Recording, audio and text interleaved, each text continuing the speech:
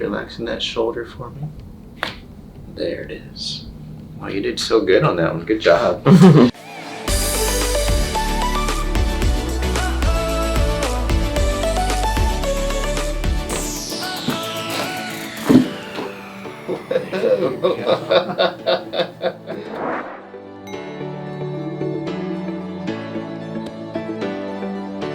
So in terms of the migraine, so tell me, in terms of where they start and where they travel to, where do you start to feel them at?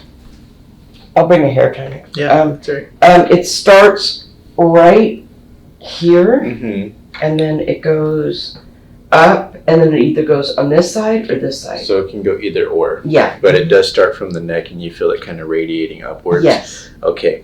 Do you typically start to feel them more in the mornings or in the afternoons, or does it matter what time? It doesn't matter. It doesn't. It can just be sporadic. Okay. Mm-hmm. All right. And then in terms of your mid and lower back, I know you said that you do feel some issues in that lower back. Yeah, right here. It Right feels like into it's the bottom. decompressed or something. Okay, so you can feel that pressure right into the center there. Yeah. Okay. Yeah, now looking at your x-rays, definitely, like we said before, that lower back has some pressure in there. But we are definitely looking a lot at your neck just because of how much stress has been going on there. Because the migraines, you've been dealing with them for how long? It's been like 20 years. 20 years? Oh my gosh, yeah. Mm-hmm. The way that your spine looks in your neck, I mean, what kind of traumas did you have? Did you have any accidents or anything? I've been in a couple of car accidents. Mm-hmm. But nothing like really severe. Mm-hmm. But it was when I was, a lot younger. I was gonna Maybe say 16, 17. Yeah, because the amount of arthritis that we have in your neck, it's definitely telling me it's been there. For a long time. Yeah, right there. Yeah. Yeah, so it makes sense. I mean, and unfortunately, especially with these accidents, it doesn't have to be such a big impact to be able to cause damage in the joint. Right. And it may not necessarily cause issues when you're younger, but as we get older, that's where they can continue to progress. And another thing too, I was on a computer for 15 years, staring at as an insurance agent. Yeah. And so I was staring at the computer, 15 years like that, every day, 8 hours a day, sometimes 10. Mm-hmm. So I don't know if that has anything to do with that. And it does play a part in there, because a lot of times, all it takes is like the initial onset of an injury. Yeah. But then we add in repetitive stresses, like I told you before, like cell phone use, Yes. computer use, Yeah. all that stuff. It all accumulates and it starts to affect the spine. So It's usually not just one thing, but it's just the years and years of repetitive stress, the accumulation of stress. And then it kind of brings us to the state that we're in now. So, I'm glad that you're here though, because we definitely have a lot of work to do.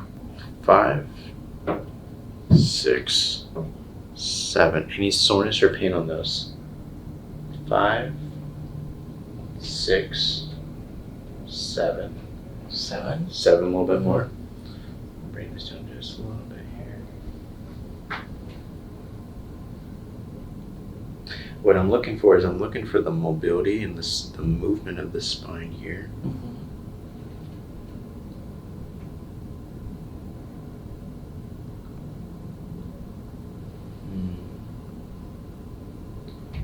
It doesn't look like that C5 likes to move very much, so I think that's probably where we're going to start. Okay. Is that sore at all right there? Yeah, a little. Yeah. Mm-hmm. So 5, what it should do is shouldn't glide back when I'm moving it, but what it's feeling like it's just like stuck. Yeah. 1, 2, 3, 4, 5. Here's 5, 6, 7. 5, 6, 7. 6 or something. 6, a little bit more. Yeah. Yeah, you can tell how your mid back kind of arches quite a Oh bit. yeah. That's that focal point right here. Okay, let's take a look at your lower back here. 5, 1. Right there. Yeah, that 5S1 joint right there. Yeah. So, yeah, Yeah. So that sacrum, that tailbone, that same thing like I said with your neck, it should glide kind of back and forth like that. But when I move that sacrum, it's just locking. I think it's like also because I was always sitting with the computer, so maybe just sitting there was probably not healthy for my. Yeah, well, they say that if you don't use it, you lose it. So, they came up with a good saying that says sitting to your spine is like sugar to your teeth. Yeah. If we don't get movement in the joints, scoot forward just a little bit. Come on back. If we don't get movement in the joints, the joints need movement to stay healthy. Mm-hmm. It's just like brushing your teeth. You gotta, brush your teeth pretty regularly. Mm-hmm. But if we don't get movement in our spine, those joints, they need that to maintain health, to bring in nutrients into the joint, to flush out some of the toxins in the joint so it doesn't just wear out. Yeah. Yeah, right there. So what you're looking at, so you have a lot of arthritis in the joint, but that joint, what it's done, it's kind of slipped back like that. Yeah. So what we're going to try to do, we're going to try to push that forward to get some pressure off of there. Okay. See if we can alleviate some of that tension that goes into the head. Okay. All you got to do is just try to relax for me. Now, wherever you think is most relaxing, you can just take your mind somewhere there, whether it be the beach, listening to the ocean, the mountains, listening to the trees and the birds. Push right there, get a little bit of push, relaxing that shoulder for me. There it is. Wow, you did so good on that one. Good job. Well, that one did move really well. And you'll notice what I'm trying to do, because that joint slipped back, I'm not trying to rotate it or twist it. I'm actually just trying to push it forward because I'm trying to get that joint to set back on there. Okay. Because when it slips back, that's where it puts pressure onto that nerve. Okay. We're trying to push it forward to get that pressure off of there, okay? So you're going to go ahead and lay onto your right side for me. There you go. Perfect. Good. And as you relax that shoulder, a little bit of a push just like that. There you go. Good. Nice and easy on that. Okay. Yeah, so I can tell it's going to take us some time to reduce a lot of that inflammation there. So it's reduced a bit, but we're still seeing kind of a little bit in there. So we're going to see how that responds next time you come in. Yeah, especially with how much arthritis and how much of the degeneration you have in that joint.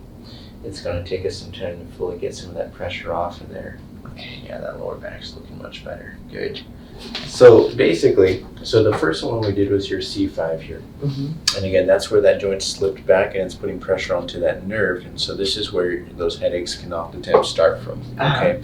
As we get that pressure off of it, pushing it forward, it's going to get pressure off of that nerve to alleviate some of that stress. Yeah. And also helps to alleviate some of that tension on the muscles as well. So we're going to see how your body does next time you come in. Okay. But we did get a good movement on there. So I'm hoping that's going to help a lot.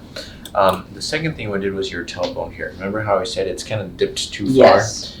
We worked on that sacrum to try to dip it underneath it to reduce some of that curve and that arch in that lower back to stabilize that joint here. So now we're just going to see how you do when you come back in on your next appointment. Okay. We'll reassess you, see how that looks. Okay. And then we'll see if we're going to work on the same joints or if we want to change it up a little bit. Okay? Oh, okay. But that's going to be it for today. So the couple things I want you to start focusing on is, one, is getting some movement. Like we talked about, movement to your spine is necessary.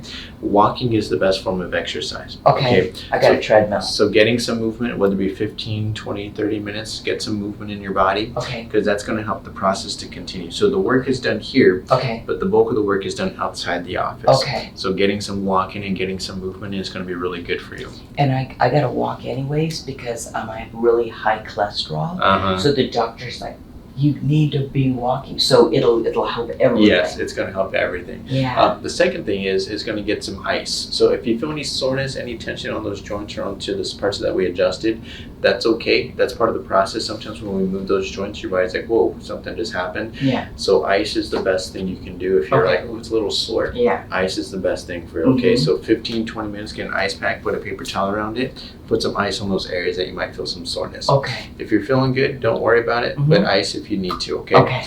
The last thing is, how's your water intake?